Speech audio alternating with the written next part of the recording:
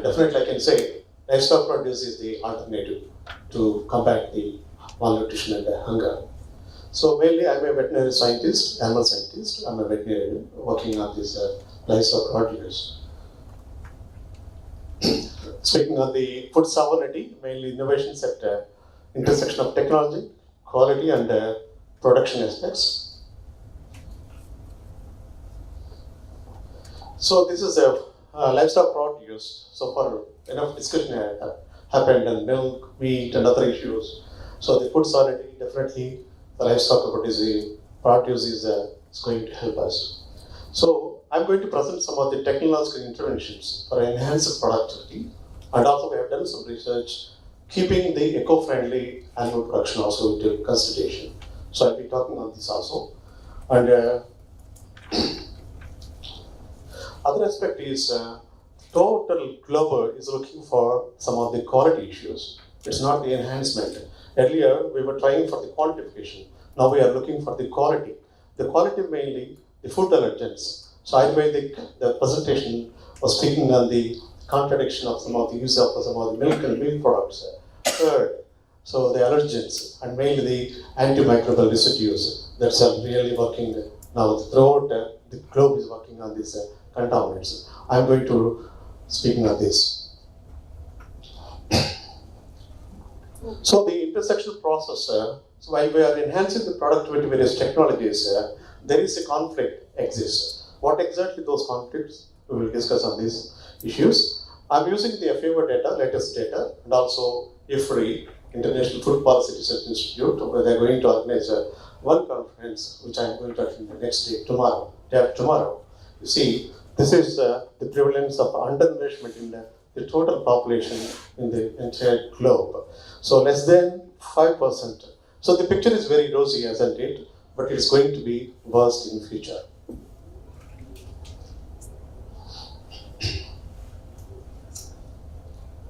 So this is the malnutrition. It's already enough explained by various the people. Like even mainly, we are aiming at the women especially anemic to the pregnancy and all. These figures says the malnutrition prevails. If you see the 2015 and 16 figures, so the malnutrition is trending towards the enhancement. So implement. So you can also see this prevalence of undernourishment in the Asia. We are speaking on the Asian Pacific region. You can also see this. So it is inclining, improving the trend, and especially Indian and neighbor countries also. We are seeing the below 5 years of age group really suffering with undernourishment. So this is going to be another serious issue. You can see this pink curve. This is going to be global picture is more than 16% of the children are really suffering with malnutrition. It's going to end up with the serious problems. So again, the climate is really aggravating the situation. Those countries which are exposed to the climate vagaries, there you can see the hunger and malnutrition. In the morning, we were discussing on the obesity. Obesity is also not exactly overeating, or it is only the eating of imbalanced diet. So this is clearly shown here. These are the two pathways where the malnutrition and hunger occurs. So these are the GDS, Global Nutrition Goals and all. But I want to establish the fact animal protein really is the answer for the global hunger. There are the facts in this. You can see these facts, the consumption pattern and the hunger. You can see the countries like Europe and other places where the animal protein, North America, where the animal protein consumption is very high. You can see the levels of the wasting and also malnutrition are very poor. Of course, a bit obese. So this is a real fact that that's only imbalanced food. Mostly they take more of a high calorie diet. This again slide shows which shows really per capita consumption of animal protein. So wherever the protein consumption is more, the lower level of hunger is seen. Whereas a higher level, so where countries where they are consuming very less per capita of animal production, you definitely can see a real good alarming situation of hunger.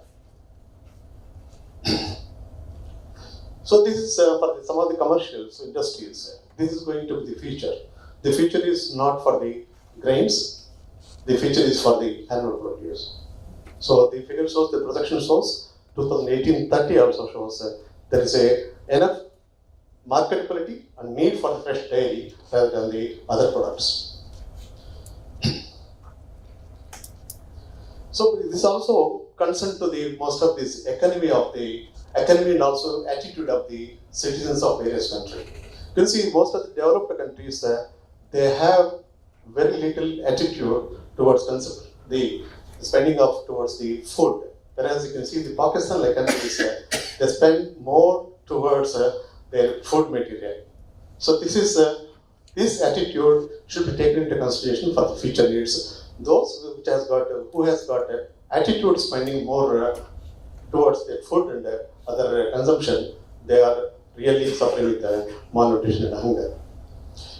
But the fact is, though I am a great supporter of livestock produce to be a good solution for the hunger and malnutrition, but the animal sourced food calories are a bit costly.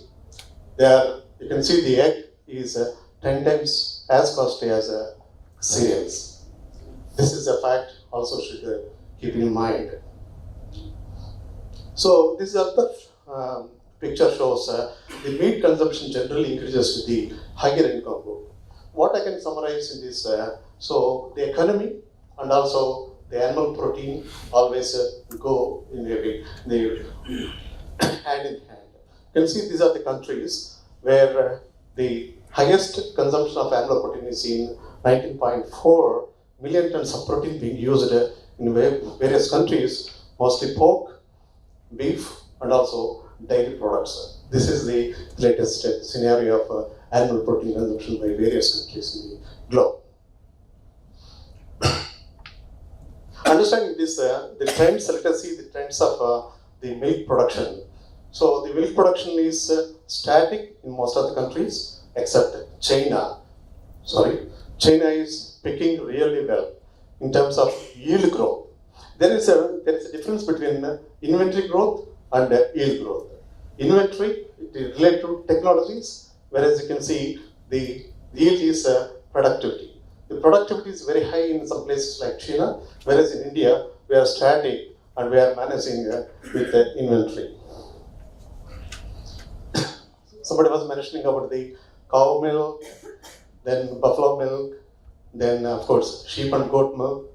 They have, every individual species has got their own entity. They have their own values, like most of the materials, like they are very competent in terms of nutrition, and of course some of the emerging species like egg milk and some places like Saudi Arabia, camel milk also plays a vital role in human nutrition.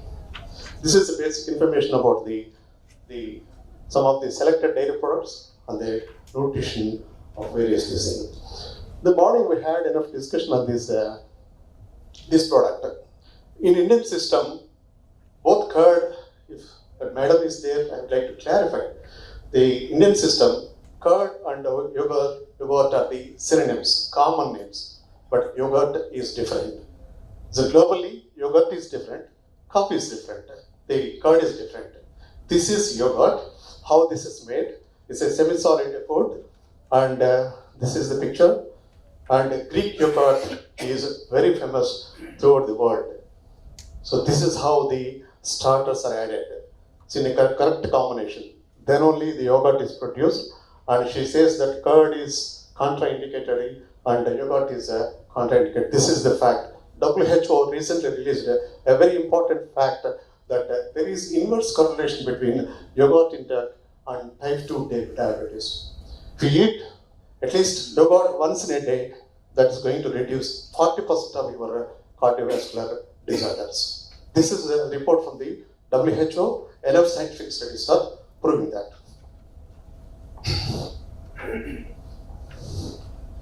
So I'd like to again come here, this very global, controversial and conflict picture, A1 and A2 milk.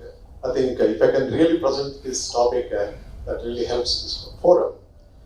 A1 and A2 milk, this is a devil in the milk, author Keith Woodford written about a book on this that shows. We have a Bos indicus and Bos terrace. Bos terrace is exotic. Bos indicus is mostly Jibu cattle, and this is a protein contributor. Ultimately, this A1 milk is going to produce more BCM7. This is one thing we must always be very careful. What is exactly BCM7 it is? So the effects on human health of this particular tiny protein fragment called beta-casomorphin 7, which is a powerful opioid and also narcotic. This is very dangerous. So this is the study shows the A1 beta casein per capita consumption as it is increased, the new cases of type 1 typhoid diabetes also increased in many countries, developed countries. This is a scientifically proven. This is how the mechanism happens when you take more of A1 rich milk. These are all the ill effects of A1 rich milk. So what exactly A1 and which species, which breeds have A1 milk and A2 milk? So this is again another study. B1, that's beta casein mainly the A1, which leads to deaths for every 1 lakh people, say, increasing as you are consuming more of pure exotic breed milk. So this is the study done at our place. So India, you can see most of the Indian breeds, they possess more of allele frequency of A2 and the A1 is 0. So no A1 gene not existing with this breed. Whereas if you see these Jersey and other breeds, which are very highly productive and widely distributed in the global wise, but they have both A1 and A2, and sometimes A1 will be predominating, that leads to, that causes all the problems. And most of the Asian countries have buffaloes. We have more than India, 50% of the buffalo milk produced from buffaloes, they also have more of A2. So the established fact is, try to consume more A2. How the Western countries, developed countries, can drink more of A2 milk. So that's why most of the Indian breeds, like a Brahman, they are taken to Western countries like Brazil, US. They are crossing with that. They are producing the very good, high productive Jabu cattle crosses. That's why it is leading to so more of A2 and A1. This is really alarming and really painful thing happening in all over the world. So coming to the enhancement of production of technologies, my next speaker is a great man. He's here. He's speaking on the breeding technologies. I'll skip this. Coming to meat, again, this is the picture of meat production. Most of the developing countries are producing more meat. They're conventional or unconventional kind of meats. This is going to be a rosy picture of major beef exports in future.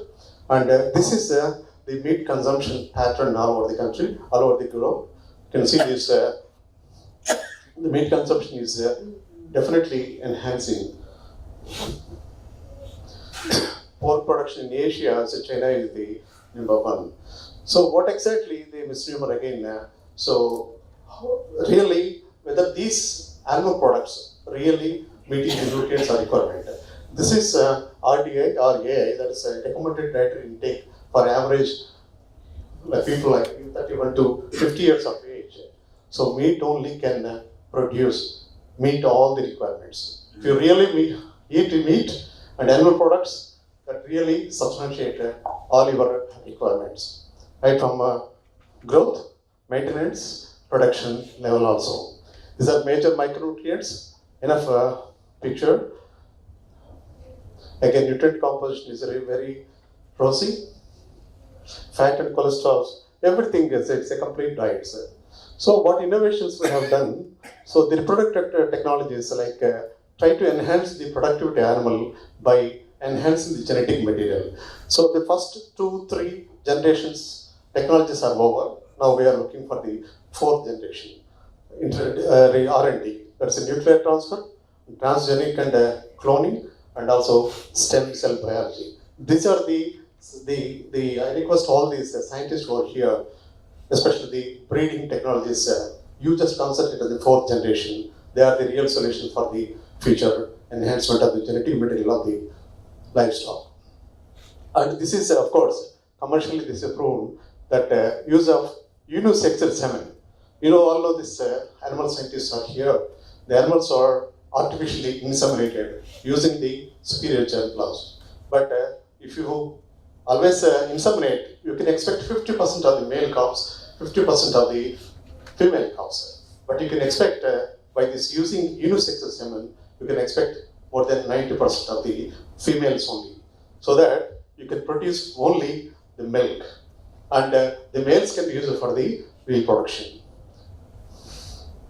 We have done in Indian system, somebody was talking about the small herd production systems, what really we are doing exactly. So this needs, we had a collaboration with French under various Acharya projects, the near infrared spectrometry. This is a very, very wonderful technology. This is at the site of the farmers. This is a simple calibrated near infrared spectrometry. Earlier we were having the nutrition laboratories. Use this, simply you can get all the nutritional values of this particular green fodder within a few seconds, fractions of seconds. But we are trying to do that a portable, which is cheaply available and fabricated, useful for the farmers. And these are the calibrations. And this is the recent paper we have presented in some of the conferences, and we are going to commercialize these needs, which is portable and useful for the farmers. So these are all the old technologies. Again, both agriculture is more suitable. That's why I brought these slides. Silage, and these are all technologies suitable to the small herd production systems, mostly the Indian kind of systems. We have a feed manufacturing small fabricated division where it can be used at the farmer level, and also urea molasses blocks, which can make the animal to survive during the crisis period, and also some of the complete diets. These are all really fetching well to the farmers, and also they are avoiding the reduction in the production also. So this is also established broadly supported by FIO also. So these are some of the issues which I'd like to present before you. And these particular research mainly on the eco-friendly production systems, and it's not much of more suitable to this. And coming to the meat processing technologies, again, we have eaten a wide range of products in the lunchtime. So there are various functional meat foods. These foods have got they are one of the designer foods. So functional meat foods with whatever you want to have a low salt, you want to have more energy. So like that, you can have many number of functional meat foods that's going on now. So these products have got a lot of marketability, and they're really designed for individual and group recommendations. So these are the industrial pictures where they are designed in some places. This is how the meat products appearance, color, fat content, the marbling, and tip loss can be here. So these are the issues, and some of the technologies. Somebody was talking on the quality concern there. So one has to look into the quality of the animal from which livestock produce is produced, either meat or milk, and it has to be tracked.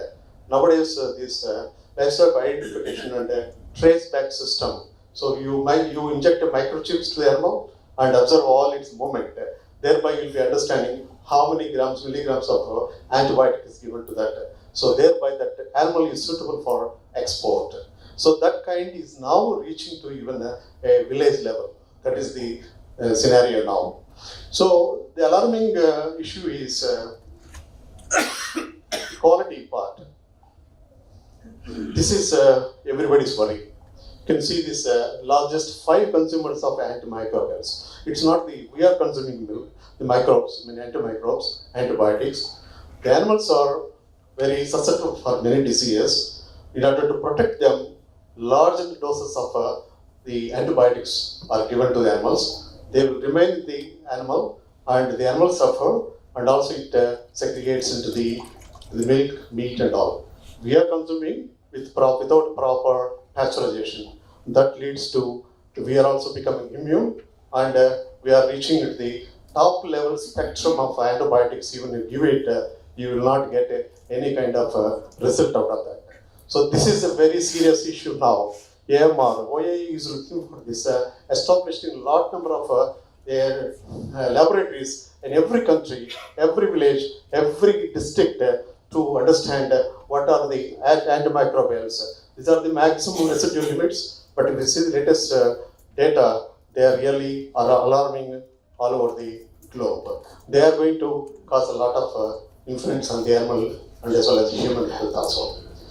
So somebody was talking, especially Ayurvedic madam, she was talking on the combination of milk and banana, combination of that is not a science. In fact, I am Indian, but in Ayurveda, there is no scientific validated data. There are all the old occult science. We believe in that, but whatever says that cannot be confirmed at this dais. But this is a fact.